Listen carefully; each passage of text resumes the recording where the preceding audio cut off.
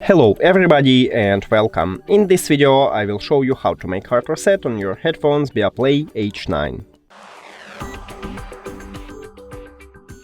So firstly, make sure that your headphones is turned on. And now we have the slider on the right ear cup. Move up and hold it until this LED light is flashing red 2 times. Here we go.